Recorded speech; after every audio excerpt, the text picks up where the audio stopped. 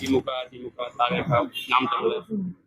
எல்லாம் ஊழல் ஒன்று. திமுக வந்து பயங்கரமான ஊழல். அது 100% வந்து வெற்றி வாய்ப்பு இறக்கும். கூட்டணிக்கிறதுலாம் ஆகாது. கூட்டணி எல்லாம் அந்தந்த கட்சியில் 2000 ஓட்டு 3000 ஓட்டு அதை வச்சுலாம் கூட்டணிலாம் பெருசாக பேசக்கூடாது. மக்கள் வந்து நடுத்தர மக்கள் இருக்கிறாங்க பத்தியா, அவங்க தீர்மானிக்கிறது தான் அரசியல்.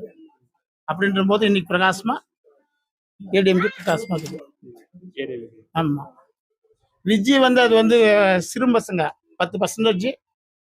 10% ஓட்டு, அதுல 2% தான் பசங்க, மீதி பூரா ஓட்டு இல்லாத எங்கிறத துண்டு கட்டினு அப்படிலாம் வச்சு அரசியல் எல்லாம் பிடிக்க முடியாது.